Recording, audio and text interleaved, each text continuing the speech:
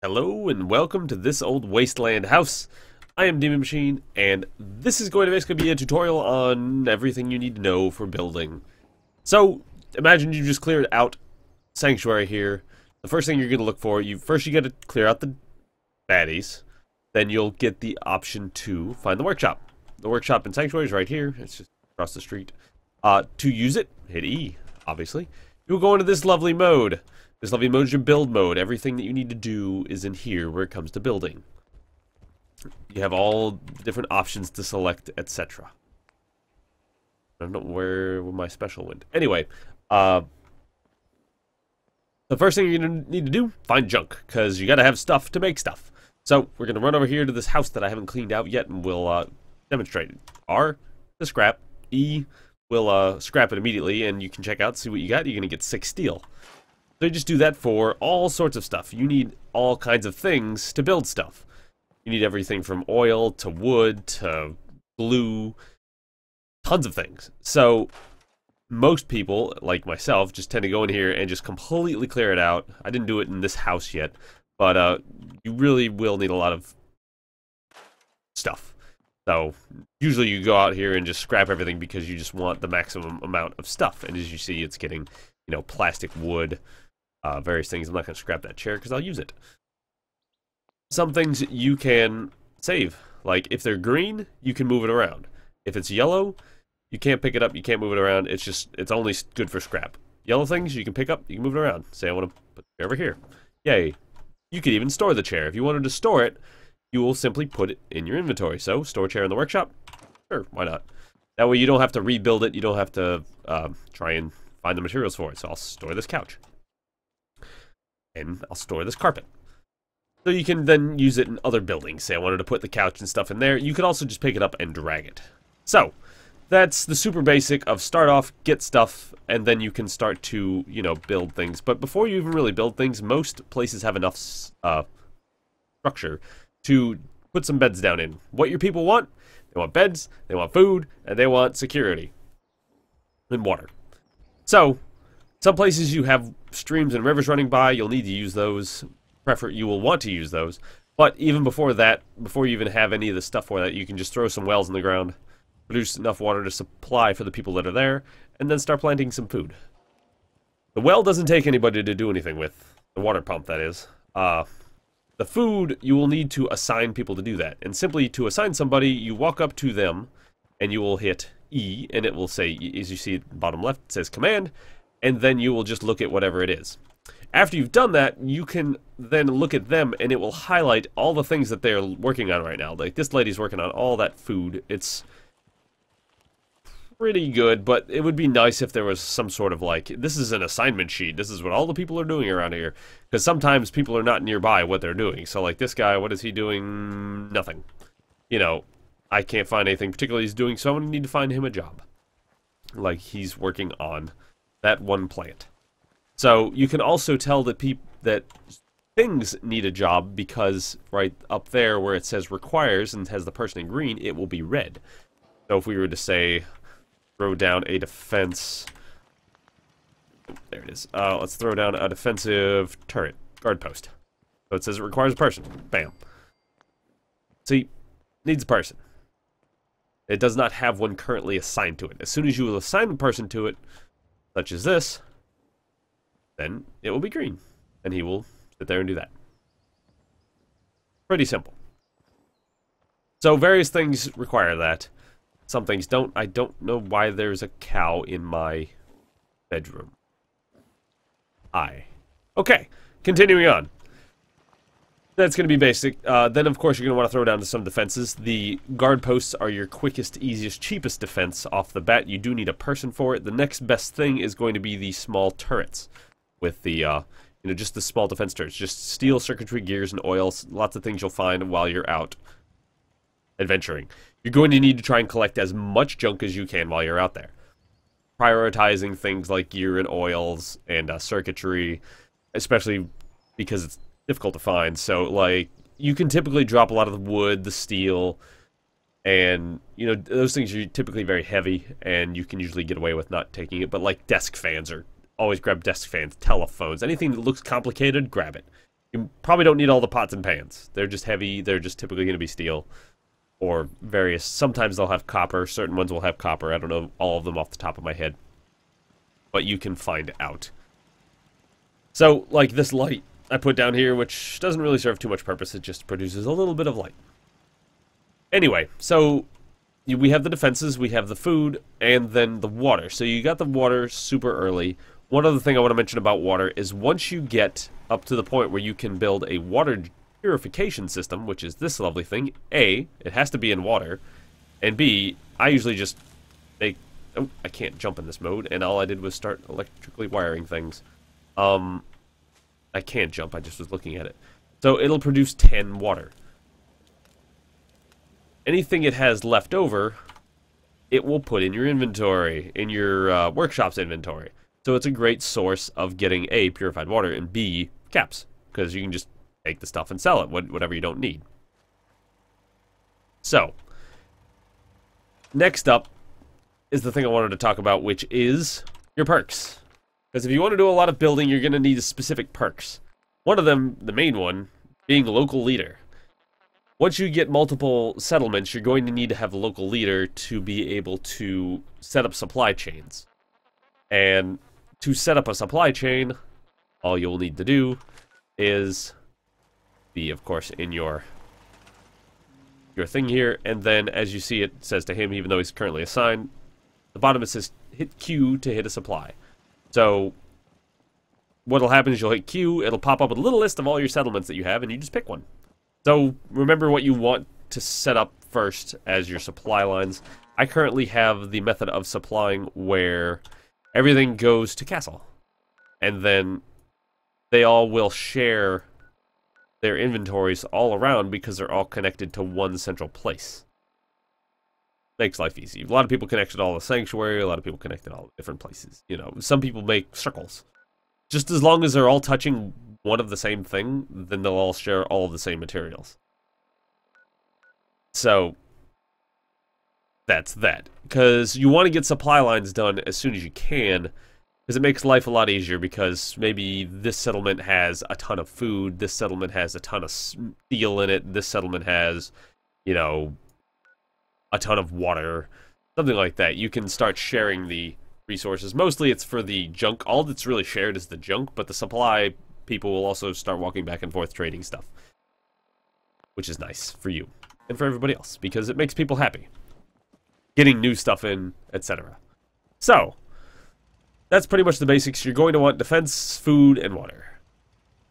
The super basics. The other thing that you really want to get perks-wise is Scrapper.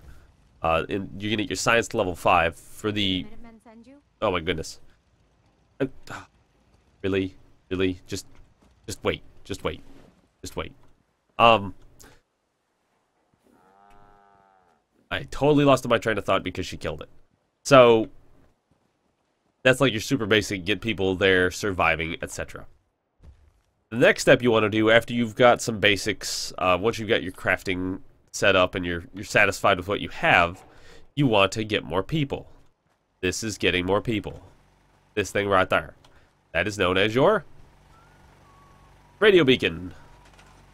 So, under defense, not under defense, under power, under miscellaneous, there is this recruitment radio beacon. Why it's flashing, I don't know. But it stopped. This takes 1 electricity, so I usually just pop a small generator next to it and call it a day because I don't want to have to run wire forever. It will call more people to your base. It also tends to make your base more of a target where it comes to people attacking it, so you want to make sure that you're, you know, relatively well prepared, that you don't have 0 people, or you're not totally defenseless, or you have a bunch of good stuff there. Anyway, the radio recruitment beacon will start drawing people in, and you will need beds very fast. That's the other major thing that people will complain about and be very upset with you that you don't have, is beds. So be prepared to get a lot of cloth early on because you will run out of that very fast, and you just got to basically have a spot, preferably inside. It makes people happier when they're sleeping inside versus outside. And so basically you just start popping down, you know, beds everywhere. You put them down in all the different rooms, and there's still a cow in that room. I'm not sure what to do with that. or if it's glitched out and it'll even maybe not deliver its stuff. So, the beds. Anyway, you have the radio beacon done. If you've got people coming in, you got a bunch of people here, now what do? Well, you make places for them to sleep. To keep people happy, you're going to want to give them a very nicely lit room, preferably with some entertainment type things, like chairs and tables and stuff like that. Now, first off, electrical. Let's talk about that real quick. You have your generator. You got your generator right there. You want to light up all the lights in there, but you don't know how to get the electricity to go to them properly. If you have just a single story house, you can just pop it up on a light pole to get it above the level here. Damn it. Keep hitting it. Keep trying to jump. You just simply hit space, it'll attach a wire like so, and then you just drag it up there, and bam, it'll connect it. It'll take a little bit of copper, so be careful with how you wire because you will be using copper. And in order to power these lights, you don't have to connect each wire, or each light to a wire. I tried to do that when I first started, and I was like, why are these not working? Because all you need is these things, which are simply power conduits. They have some pretty good range, as you can tell. Like, all those lights in there were lit up, and we've just got 2 up here. So they go about two blocks either way, in any direction, so like a 4x4 space, if you were to put it like... Not really a 4x4 here at all. Anyway, so you know, I can 1, 2, 3. So 3, and then another 3 covers it all. So you just put down a power conduit, which is just simply under connectors and switches. And you have different types. You have the tops, you have the side ones for the, if you want to run it along the side, maybe you have a bunch of lights on one side of your house, and that's all that really matters. Or if you do want to run it inside your house, and you need to string it along, kind of like this, where I started hanging them from inside. And so you just pretty much play with these and move them around until your lights are lit up and junk like that. So making people happy, jukeboxes, people love jukeboxes, radios, tables, comfy chairs, things like that. People will just go to there. Other things you can do are, like, why is nobody at the scavenging station anymore? Person must have gotten killed during a raid.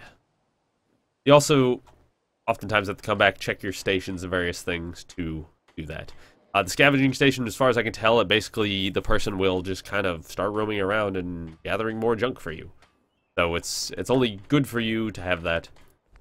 Crafting is stuff that you will need, as you see here, local leader rank 2. It'll, you need to be able to build the crafting stations and various things like that. You need to have local leader, build all the stuff. So you're going to definitely have that when you start spreading out to new locations that don't have hardly any crafting stations. Stores are very nice. They get people to trade things. It gives you basically a vendor in your town that you can go and visit and buy ammunition from, and makes people happy, gives them a job. So, that pretty much covers most of the things I wanted to talk about. The other glorious thing I was talking about with the purified water. Let's talk about a couple of 2 things that you need a lot of that are tough to find, but you can make in your base. One is, of course, the adhesive. You go to your cooking station. Oop, I don't want to pick up my cooking station. I want to be in my cooking station. Cooking station, vegetable starch.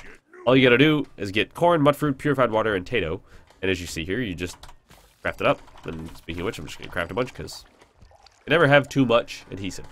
And then all you need to do, you can keep it on you when you're making stuff, or you can just drop it in the inventory. You can just R, transfer, T to store all junk. It'll throw it right in there, and it'll be ready for you to use. The other thing is under the chemistry station, which he always complains that I tinker, and now he's using the chemistry station. Move away, buddy. Thank you. I'm gonna stand in your butt. Utility and cutting fluid. These aren't things you can grow, but if you want to collect acid, bone, purified water, obviously everything seems to take purified water, and steel. You'll typically have plenty of steel, plenty of purified water, so you want to find acid and bone type thing. Like, as you see, I have the search, because it will make cutting fluid, and cutting fluid thus turns into oil. And you need oil, as you can see right there, oil. 3 oil and a steel is what you get out of 1 cutting fluid. Granted, it takes steel to make it, but nonetheless. So, let's say you want to find more of a particular thing. You can always say, go in here, go in your workshop, just in your transfer, and where is it? I forgot how I put the bloody... So I go to... You can hit these and sort through your stuff. You can sort it to being... You go to junk. There was a way that I forgot how to do it suddenly. Oh, I remember. It's just in your Pip-Boy. So, go to your inventory, your junk, and then... I don't have any junk. Grab some junk out of here. That's not what I wanted to do. Transfer. Sorry about that. Grab a few things there. Go to junk. You can hit C and go to component view. And so it tells you in your junk what you have, what all you have. You got circuitry, cork, fiberglass, in the things that you're holding in your junk, etc. So if you wanted to find more acid, you just simply highlight acid and then you hit Q. Tag for search. And so anytime you are, walking around something that has some acid in it, it'll highlight it green. Like, that's why you saw my workshop highlighted green. Like that. If you look over it and it contains what you want, it'll highlight like that. And so you'd be like, oh, I need to check that container, or it's on the ground. It can be quite useful because you could like glance over stuff and never notice it, but then it highlights it and it's like, oh, yay, it's got stuff I want in it. Pretty useful. Great for finding stuff. Other than that, where it comes to building, just actually the straight up building, trial and error, play around, have fun. There are all sorts of different types of things you can do. You can just go straight. You can start with a floor foundation. This was a, just a lovely prefab, mostly. Like it was structures, prefabs. Where's my steel prefab? Wood, there's metal. And so, you can just right click, left click to turn, and then you can, place it down, pick it up, place it down. E to build, E to pick it up. So let's say I wanted to put that down. I didn't like where this bed was, so I can just pick it up, hit E, move it around, pop it down. One huge thing that you can do that makes life super easy. You gotta be careful with this one, though. If you hold E while on an object, you will pick up everything in the vicinity of that object. And everything connected to that object. So if you hit tab to cancel. If you, let's say, built this whole thing and you realize that you were 1/8 of an inch off of this foundation, and you want it to be perfect, you can just hold E and just scooch around a little bit and make it all just like you want. Like I ended up in this building over here that I made out of wood because I was just trying out wood.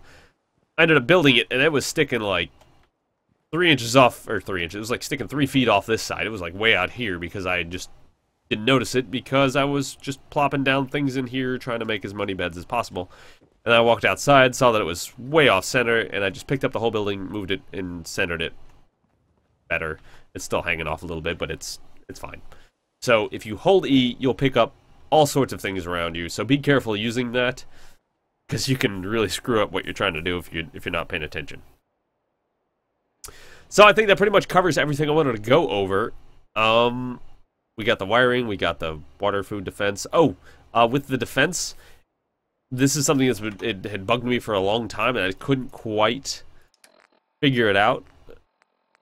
So, in order to get this damn triangle to go away on the defense, you need to have the defense being greater than your food and your water added together. So, as you see here, my defense is 25, 8-3 is 11. So I have a greater defense than I have food and water, which I need to make more food and water for that particular place. But, like Castle, it's at 79. It used to be 30 and 53. It used to be a little bit below that. And then the water and food went up because more people started coming in and harvesting foods and stuff. And so now I have to build more defenses there, and it can be quite irritating sometimes. So that's how you get those to go away. I need to go and obviously, as you can see, tend to a lot of my places. I've been very much neglecting many of them because I've been mostly focusing on building the castle up and Sanctuary Hills. And I also just am an addict to going out and getting new places. You scrap a bunch of stuff, and then suddenly you have 2,000 steel. So, I think that covered everything I wanted to talk about. Yeah.